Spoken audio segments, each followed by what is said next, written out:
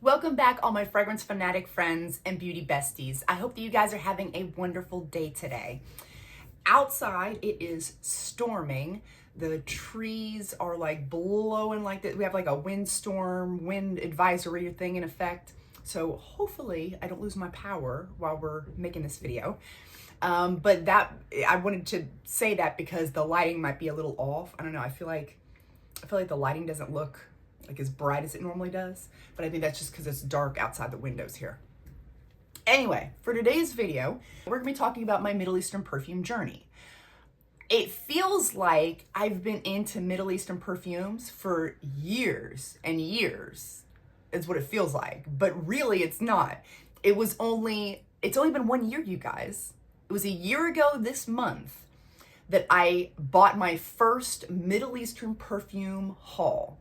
And at that time, I didn't know anything about Middle Eastern perfume. I just didn't know. I didn't know nothing about nothing. But I was curious and I wanted to, dip my toes in the water. So I bought a lot of different Middle Eastern perfumes that people were talking about. And I talked about them. I'll leave a picture up here of what I'm talking about. I did a video about it last year. And so I thought we could do a video called like 1 year later. Like, where are these perfumes now? Or do I still have any of these perfumes still in my collection? Like, these are great questions that I want to answer for you. So, so that's what we're going to be doing today. And I will leave the links to where I purchased everything in the description box below. If any of them are Amazon links, I do get a commission for that. So without further ado, let's get started.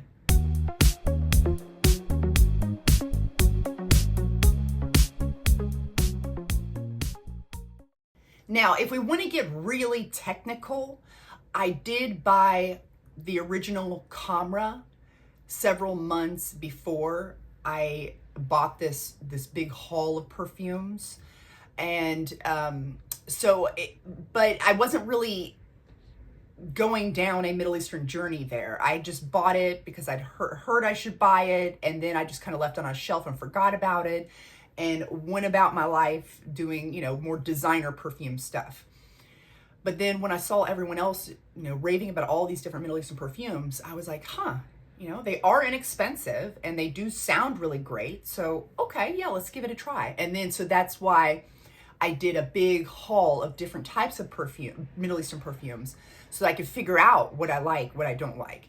And since then, I have bought, so many Middle Eastern perfumes. I love Middle Eastern perfumes. And I feel like in general, the Middle Eastern perfumes are getting better. Like, they're really doing the most now. Is that just me? Do you all feel the same way? So anyway, we're going to be focusing on this first perfume Middle Eastern haul that I did a year ago. That started it all, started the snowball effect to my Middle Eastern perfume addiction now. We'll start off with the Camera Kawa. This one, I didn't know at the beginning if I liked this one better or the original Camera. But now that I've had them for over a year, I can say with certainty that I love the Camera Kawa better. Something about this, it's not as spicy as the original, but it's still got a sweet spiciness to it, but it's just not as heavily spiced as the original.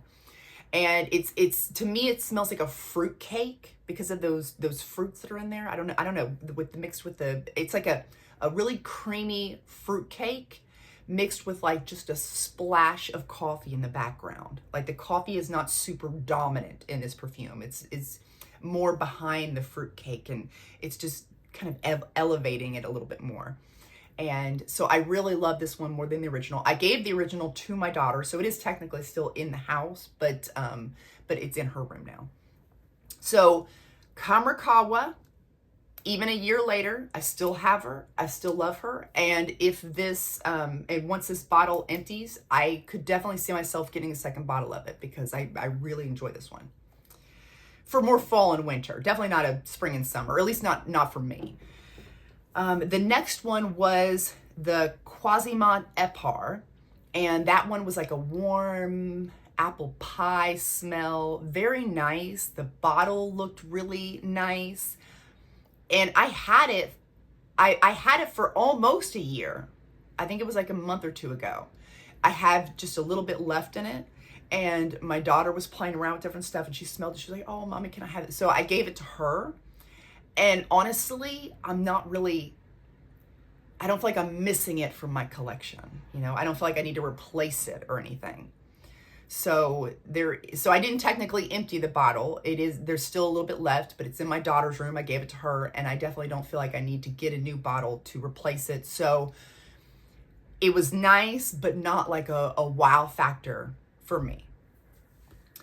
The next one was Amber Grand, and I was really hoping that one might over time get a little stronger, but it never did. It's a very weak perfume. It's just not wowing me. It smells nice. I don't dislike it.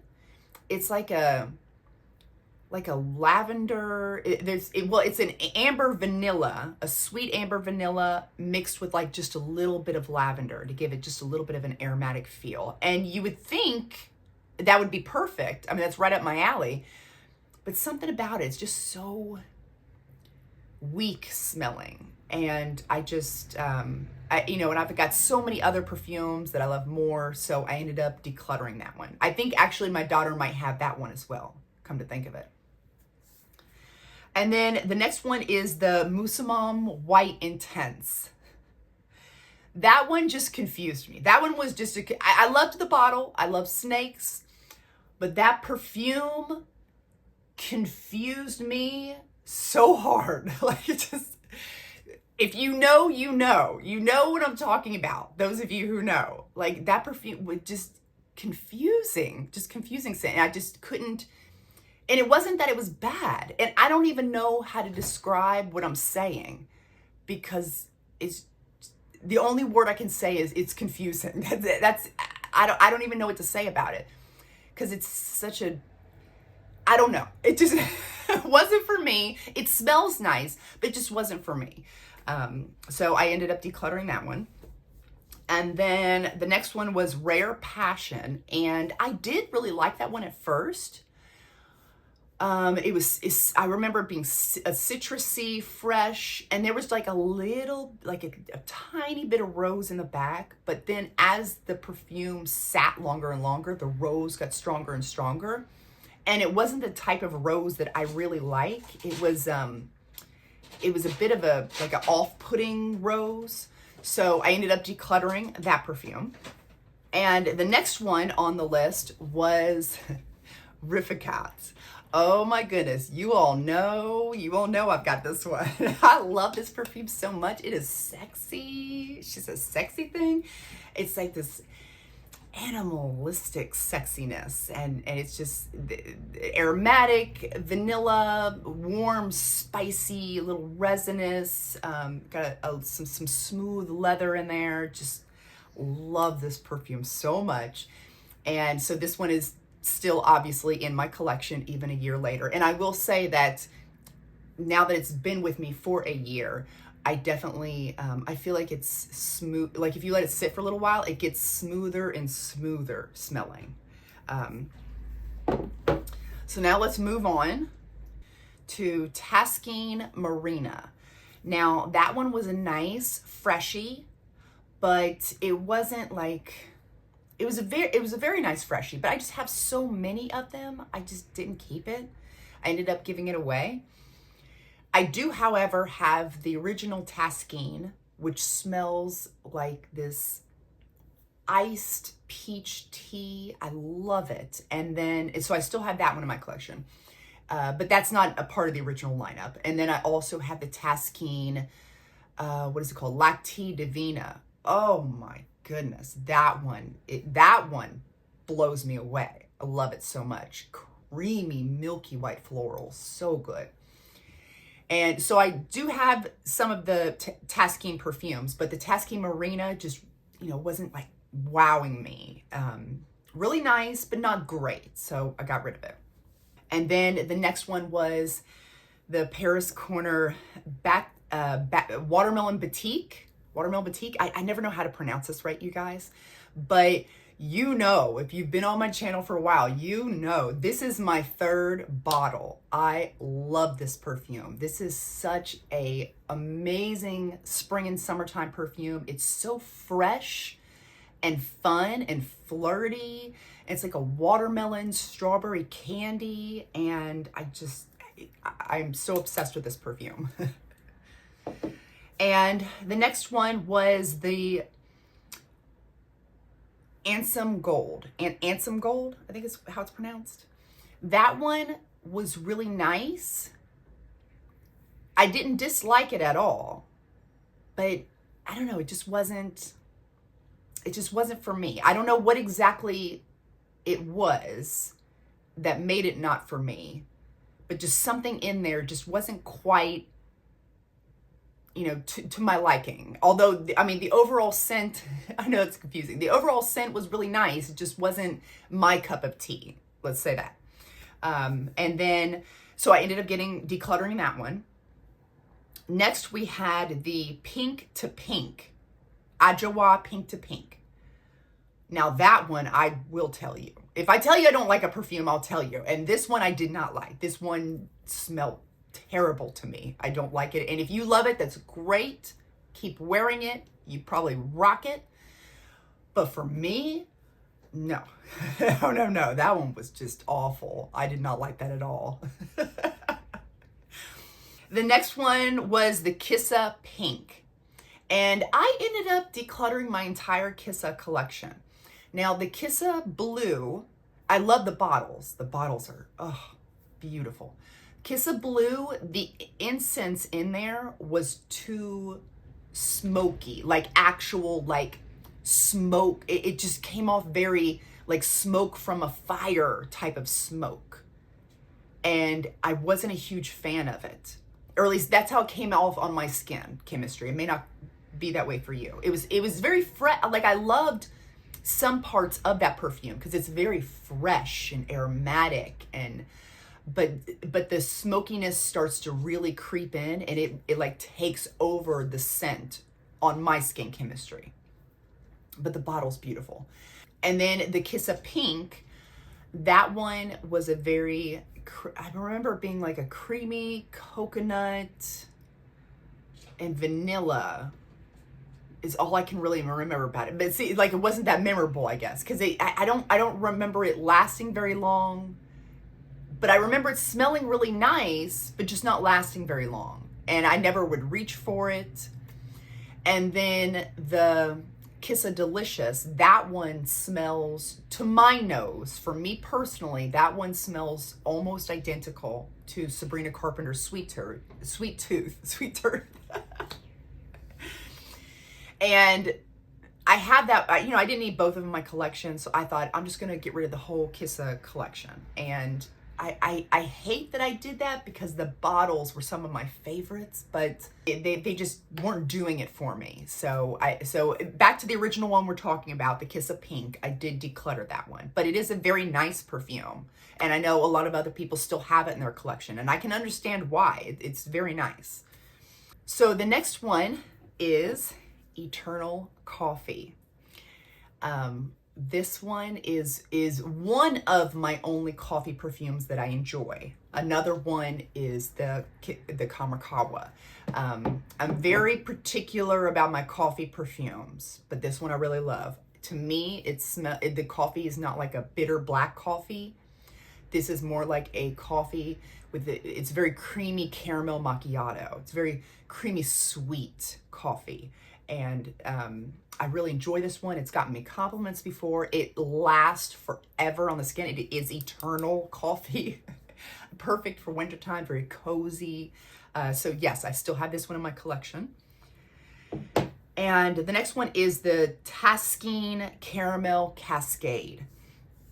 Now that one, like the other Taskine perfumes I was telling you about, I have the original, I have the oh my gosh, what's it called? The Lacti Divina. I had those two. Those are my favorites. But the Taskine Marine I got rid of, and the Taskine Caramel Cascade I got rid of. And it's not because I think that smells bad at all.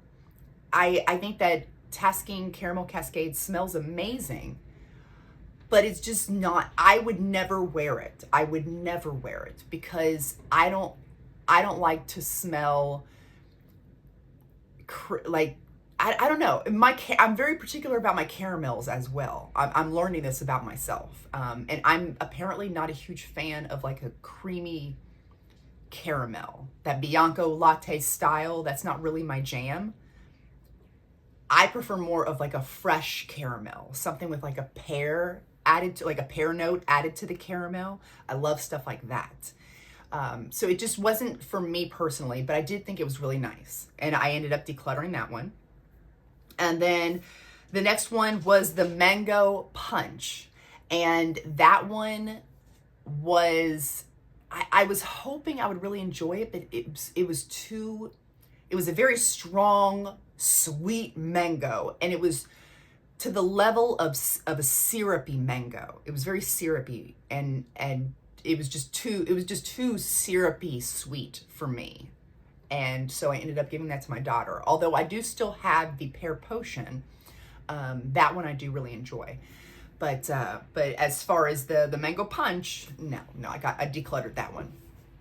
So to wrap things up here, out of the 14 perfumes that I started my Middle Eastern fragrance journey with, only 4 of them I still have in my collection, which is the Kamrakawa, which I would absolutely repurchase. I love this perfume.